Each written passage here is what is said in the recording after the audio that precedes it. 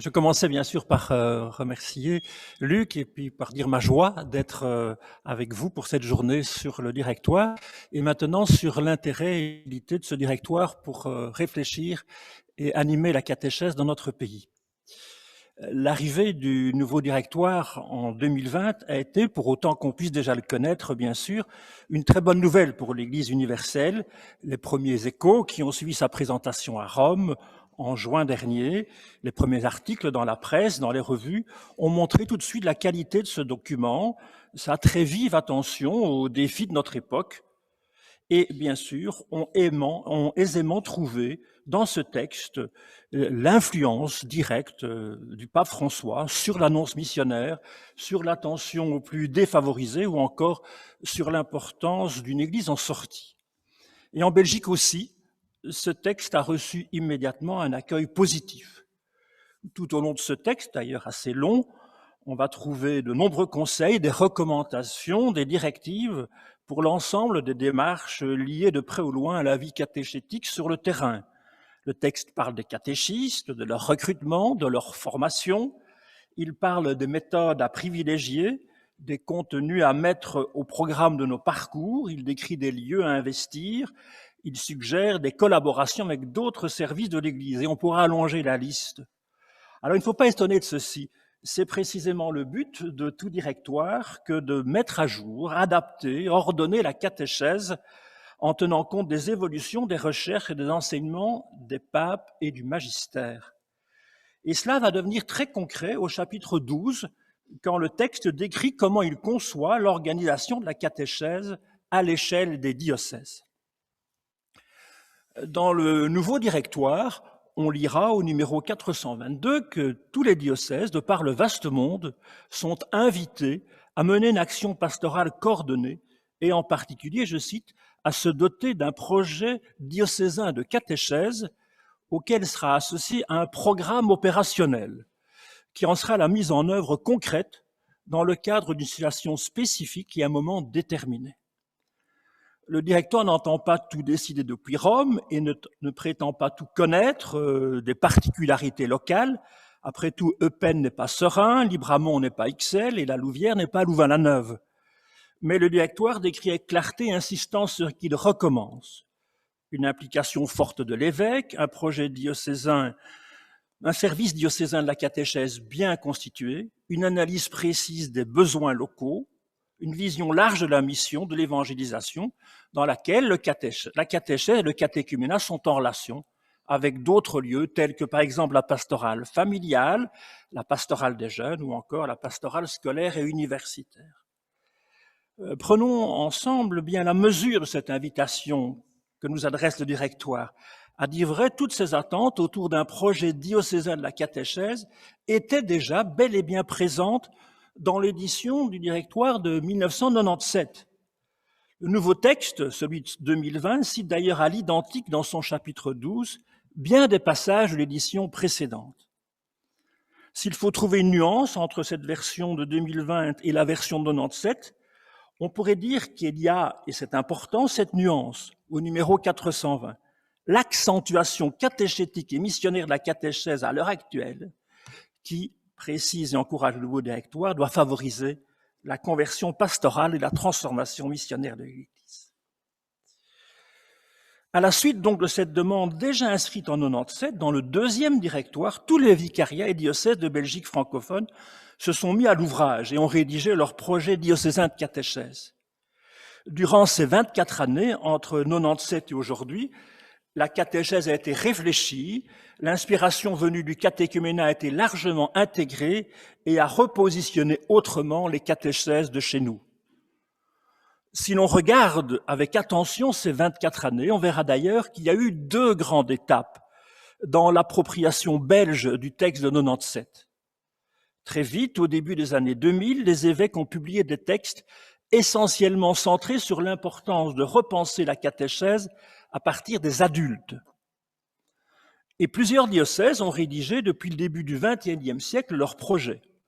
On peut par exemple citer le projet catéchétique diocésain de Liège en novembre 2004, les orientations pour la catéchèse à Bruxelles de Monseigneur de Quézel, alors évêque auxiliaire pour Bruxelles, en juin 2004, ou encore la charte de la catéchèse du diocèse de Namur en 2009. Et puis, deuxième étape, à partir des années 2010 jusqu'en 2020, les vicariats et diocèses belges francophones ont repris le travail, inspiré largement par le texte des évêques de 2013 sur l'initiation chrétienne des enfants. Et c'est ainsi que très récemment, des projets ont été conçus, présentés, discutés et promulgués officiellement dans tous nos diocèses et vicariats. Et ici, on peut citer la lettre pastorale de Monseigneur Cockrols en 2015, le projet liégeois de la catéchèse renouvelée en 2018, le document d'orientation pastorale sur l'initiation chrétienne de Monseigneur Hudsin en 2017, ou encore les décisions de Monseigneur Harpigny pour une pastorale catéchétique de type catéchuménal en 2015. Mais alors, chers amis, est-ce que nous serions aujourd'hui devant une sorte de dilemme? Est-ce qu'il faut reprendre tout et remettre en chantier un nouveau projet de catéchèse pour nos vicariats et diocèses en appliquant les directives, les recommandations du nouveau directoire? Est-ce que le texte de 2020 vient abroger l'ancien et l'appel à rédiger un projet diocésain de catéchèse doit-il être compris comme un appel à mettre en route tout un processus d'analyse, d'évaluation, de réécriture de nos priorités? Ou bien est-ce qu'il faudrait au contraire se dire que ce serait déraisonnable de mettre par terre ces orientations, après tout très récentes dans nos diocèses? Le projet de catéchèse renouvelé à Liège avait 2 ans quand le nouveau directoire est sorti. Les mises en place à Bruxelles, à Namur, au Brabant wallon, à Tournai sont exactement contemporaines. Tout s'est concrétisé entre 2013 et 2018.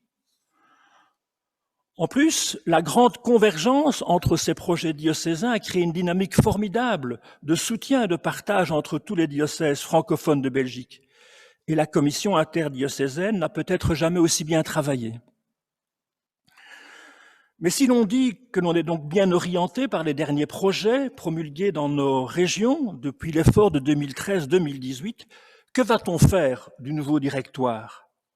Certes, on a bien compris l'option missionnaire, kérigmatique, l'invitation à transformer en profondeur la vision pastorale pour s'aligner sur les desiderata du pape François, mais n'était-ce pas déjà précisément l'esprit des projets belges depuis 2013-2018? Pour poser la question de manière abrupte, à quoi bon donc ce directoire pour nos vicariats et diocèses de Belgique francophone? Alors pour répondre à cette question, je vous propose de réfléchir ce matin en 2 étapes. Dans un premier temps, je vais essayer de résumer très brièvement, bien sûr, l'essentiel des démarches entreprises chez nous depuis 2013, et puis je chercherai ensuite à confronter ces options belges aux attentes du nouveau directoire. Est-ce que le directoire a des insistances neuves? Est-ce qu'il équilibre autrement les choses? Est-ce qu'il apporte des interpellations qui n'ont pas encore jusqu'ici été véritablement intégrées chez nous? Et donc, regardons un peu ce que nous avons fait ces dernières années.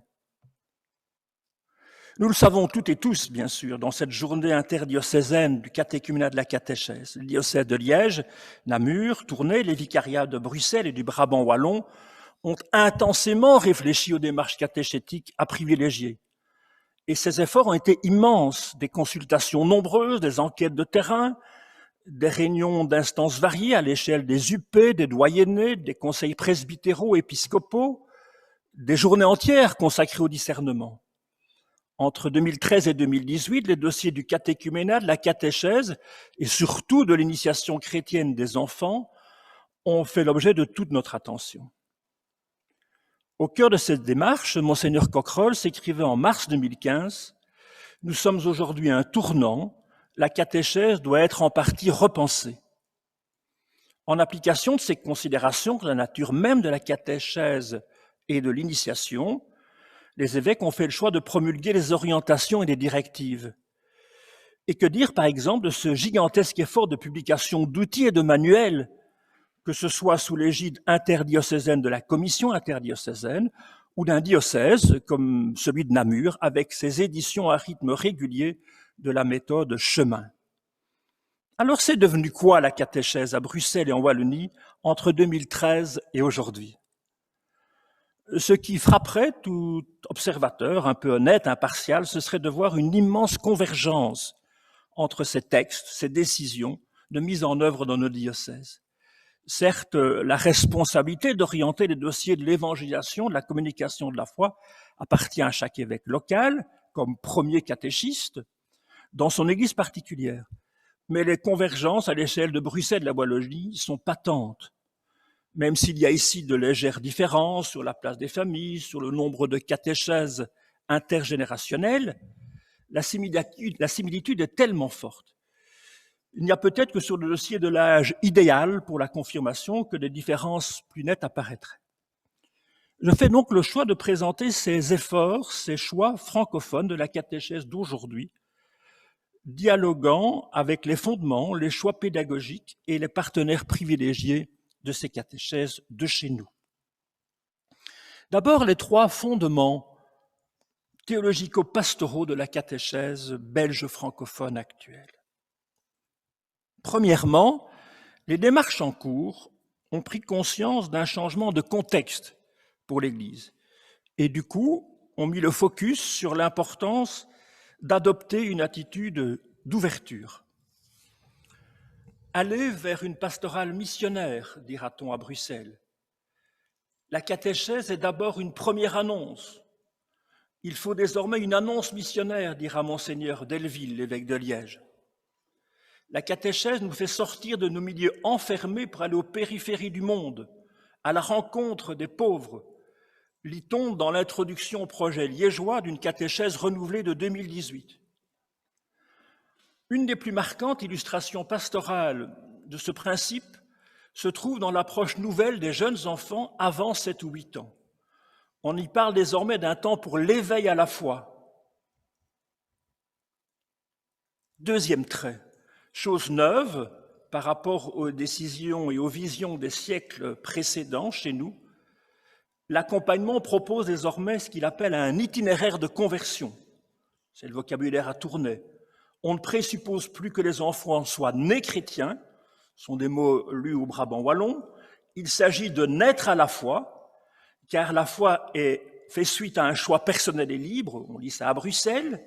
Conséquence pastorale, il faudra penser aussi bien des propositions initiales et initiatiques que des activités de maturation dans la foi. Et le troisième fondement, dans nos vicariats et diocèses, l'inspiration de cette révolution pastorale est grandement dépendante d'une découverte de la logique catéchuménale. Les diocèses ont largement puisé dans ce patrimoine antique et contemporain du catéchuménat pour positionner leur offre, être un lieu où l'on expérimente ce qu'est vivre en chrétien, un lieu qui articule des temps liturgiques et des temps d'échange, un lieu baptisé par des gestes, des rites, des célébrations, un lieu qui met en avant des contacts avec toute une communauté de croyants, un temps qui ouvre avec un après, la fameuse mystagogie. Le modèle d'initiation chrétienne est le catéchuménat des adultes, écrit Monseigneur Harpigny en 2015. Notre souci premier en ce qui concerne le vicariat du Brabant wallon est d'intégrer résolument des éléments importants de cette pédagogie d'initiation mise en œuvre dans la démarche catéchuménale. C'est un texte de Monseigneur Hudsin de 2017. 3 fondements et puis donc 3 choix pédagogiques et pastoraux qui en découlent. Premièrement, la présence de la communauté chrétienne tout entière concernée par la catéchèse. C'est la catéchèse communautaire qui est un fil rouge des démarches prônées.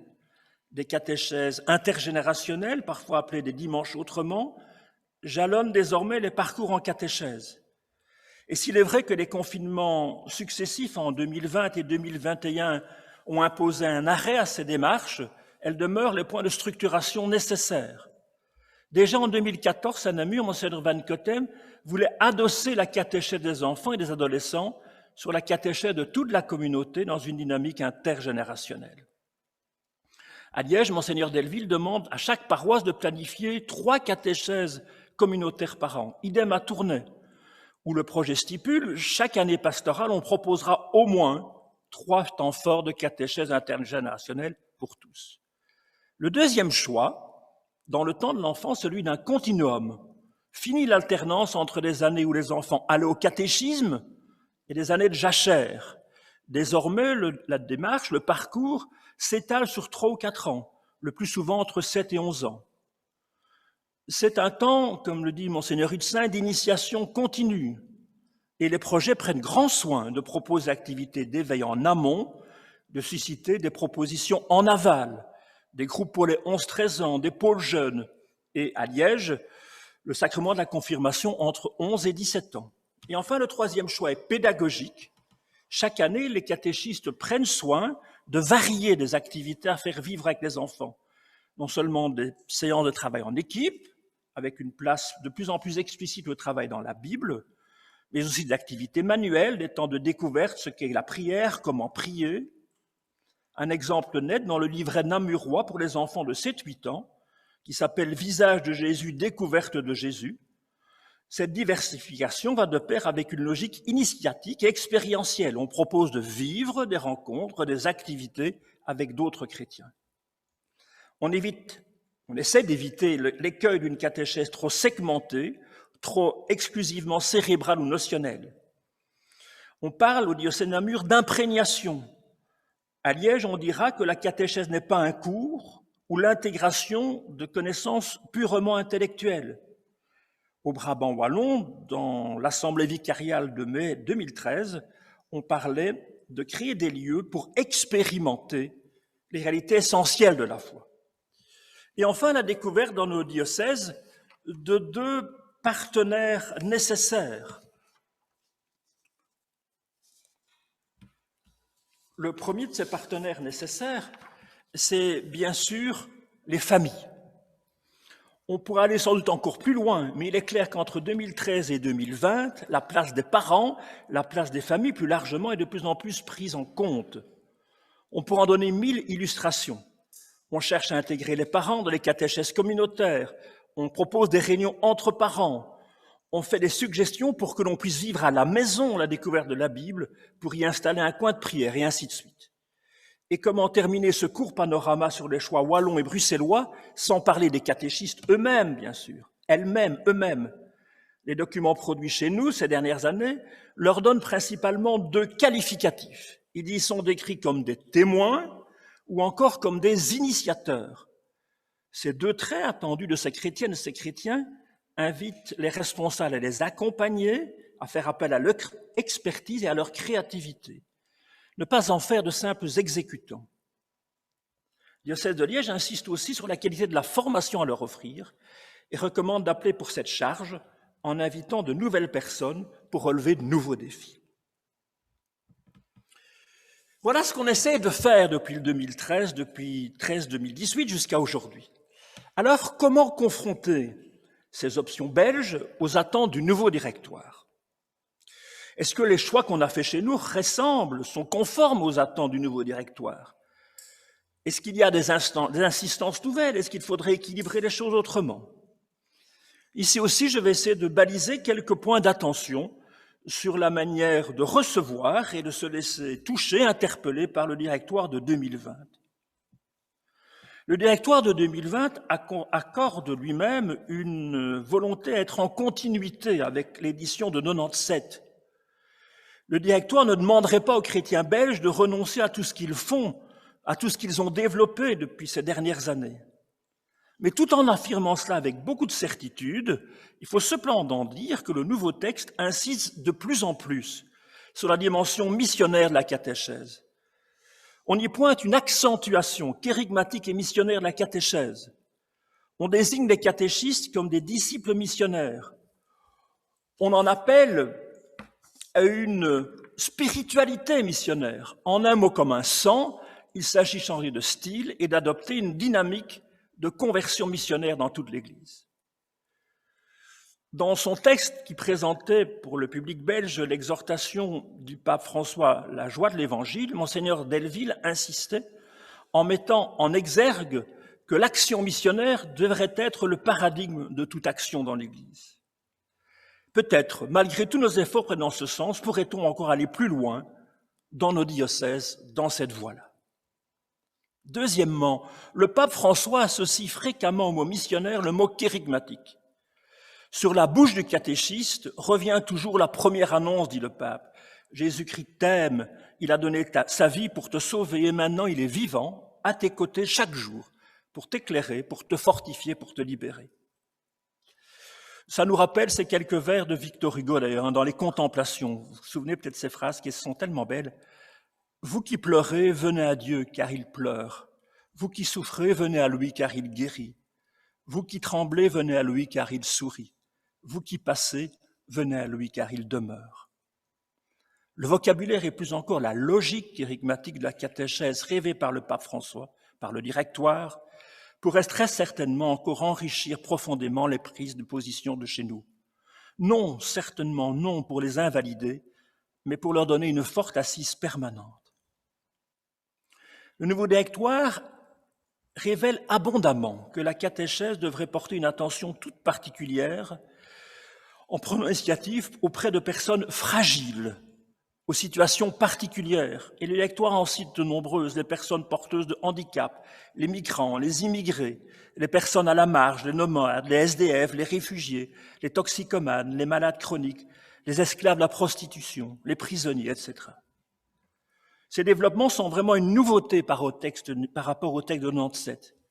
Cette nouveauté, voulue dans le directoire de 2020, pourrait-elle être à l'origine de nouvelles propositions chez nous, dans ces vastes domaines de l'attention aux plus fragiles, dans la diaconie et dans l'accueil? Quatrième, le directoire évoque la vie des personnes. Il énumère divers destinataires de la catéchèse. Et ce n'est pas tout anodin qu'il commence son énumération par évoquer les familles. Il passe ensuite en revue les enfants, les adolescents, les jeunes, les adultes, les personnes âgées. La catéchèse concerne ainsi tous les âges. Plus loin, le directoire rappelle que c'est l'attention à la catéchèse des adultes qui assure la cohérence entre les différents processus de la catéchèse. Il faut bien reconnaître qu'après les années 2010 qui avaient ouvert les esprits à la catéchèse des adultes chez nous, les actuelles tentatives de renouvellement de la catéchèse en Wallonie et à Bruxelles ont été essentiellement centrées sur les enfants de 6 à 11 ans. Les articulations avec les pastorales des jeunes, avec les préadolescents, les adolescents sont très variables d'un lieu à l'autre. Dans les catéchèses intergénérationnelles, l'attention spécifique que demandent aussi les jeunes en tant que jeunes, les adultes en tant qu'adultes sont parfois assez légèrement traités. C'est à se demander si l'effort que nous avons mené ces derniers temps, notamment pour les enfants entre la 2e et la 5e primaire, ne devrait pas être complété par un travail plus en profondeur sur la catéchèse au temps de l'adolescence et du premier âge adulte. Et les familles. On pourrait beaucoup travailler sur le triptyque qu'introduit le directoire. Pour la Belgique, c'est une source de travail très fructueuse, me semble-t-il. Le directoire dit qu'il y a une catéchèse dans les familles, une catéchèse avec les familles, une catéchèse de la famille. Bien sûr, on se rend compte que la place et l'intégration des parents est centrale.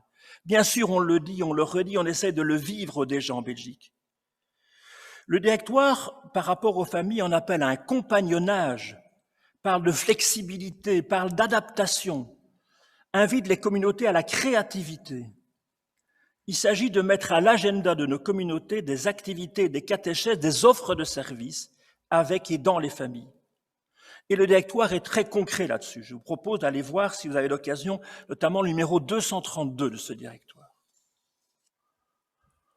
On est frappé aussi dans ce directoire sur le fait que le directoire est très attentif à l'évolution culturelle de notre monde. Il fait appel sans cesse à la diversité de notre monde. Et en Belgique, notre Église belge francophone est une Église de plus en plus bigarrée. Beaucoup de prêtres sont venus d'ailleurs, beaucoup de chrétiennes et de chrétiens parlent d'autres langues, sont liés de manière très intime à d'autres cultures, des latinos, des cultures africaines, antillaises, polonaises, du Proche-Orient, du Vietnam, etc. Le directoire multiplie les signes de sollicitude pour ces publics privilégiés et prioritaires. Et donc, bien sûr, c'est l'occasion d'en appeler à la prise en compte de ces traits culturels dans la manière de célébrer, dans la manière de dire la foi, C'est une invitation des collaborations interéglises avec ces cultures et ces églises d'origine des chrétiens qui font les communautés de chez nous. Ce directoire en appelle à un accueil inconditionnel autour du kérigme et du salut en Jésus-Christ et dans un devoir de solidarité. Et enfin, bien sûr, c'est un trait dont nous avons déjà parlé et qu'il faudra reprendre et encore. Le directoire nous dit que la figure du catéchiste est, le mot est fort, décisive. Ainsi, n'est-ce pas surprenant qu'à plusieurs reprises, on demande que les catéchistes soient soutenus, qu'ils puissent assurer leur mission d'évangéliser dans la joie, dit le texte. Bien sûr, on fait beaucoup appel aux catéchistes chez nous. On rappelle leurs besoins d'accompagnement et de formation, mais dans la ligne du directoire, je pense qu'on peut aller encore plus loin, et peut-être va-t-on le faire avec Anticum Ministerium, dans la reconnaissance, dans la valorisation de leurs généreuses actions. Je conclus cette section par 2 phrases. Non, le directoire ne vient pas invalider les démarches déjà engagées pour renouveler la catéchèse dans nos régions, et en soutien au développement de cette démarche, pour leur permettre un impact plus grand et plus large, le directoire donne de précieuses indications qui sont complémentaires et stimulantes. Voici déjà le temps de terminer cette petite intervention. Au terme de ce petit parcours, il me reste quelques instants pour atterrir et pour conclure. Dans nos régions, depuis certaines années, nous sommes obligés à penser à organiser la catéchèse avec moins de catéchistes, parfois moins d'argent, moins d'enfants peut-être. Il arrive parfois qu'on se trouve désormais dans certains endroits avec presque plus aucune ou tellement peu de ressources, notamment dans certaines régions rurales. Alors, comment nos projets diocésains de catéchèse peuvent-ils se saisir de la question de la précarité qui est la nôtre pour faire des propositions qui soient réalistes en des temps durs, sans tomber dans la tentation du repli, de la ghettoisation ou de la désespérance? Pour nous adresser à tous cette question, qui est une question d'aujourd'hui pour l'Église de Belgique, comment être joyeux quand on est fragile? Le directoire propose des pistes d'atterrissage. Je vous en propose 3, mais il y en aurait bien sûr bien d'autres et on va en discuter pendant cette journée. Puisque le directoire de 2020 nous pose si fort vers une logique kérigmatique, une logique missionnaire, puisque les documents produits à Bruxelles et en Wallonie adoptent la même perspective, comment aller plus fort, plus loin dans cette ligne? Comment analyser, intégrer réalistement d'une manière théologiquement équilibrée et pastoralement libératrice ces dimensions d'annonce, de première et de deuxième annonce, de kérigme? Et si nous associons vite les différents lieux d'expertise sur la mission ici et ailleurs pour penser des projets d'envergure véritablement missionnaires et kérigmatiques? Dans la même logique, puisque le directoire met le focus d'abord sur les familles et sur la catéchèse dans, avec, par les familles, comment intégrer le plus possible les pastorales de l'annonce catéchuménale et catéchétique avec celle de la famille? Comment l'art de l'écoute, la miséricorde, le soutien inconditionnel, le pardon tout simple, voilà toutes sortes de choses qui font le quotidien des familles de chez nous. Comment toutes ces choses, écoute, miséricorde, soutien, pardon, vécues en famille, peuvent être source d'inspiration, non seulement pour la catéchèse, mais pour toutes nos structures communautaires et ecclésiales. Et enfin, dans la même ligne, la même logique, puisque le directoire plaide beaucoup plus pour que les catéchistes soient soutenus, accompagnés dans une vraie spiritualité missionnaire. Comment aller plus loin dans la manière de vivre une spiritualité de la catéchèse du catéchuménat, tout entière faite de démaîtrise, de joie sereine et d'abandon dans les mains de la miséricorde de Dieu, dans la confiance, dans l'œuvre de l'Esprit Saint. Merci beaucoup et bonne journée de travail tous ensemble.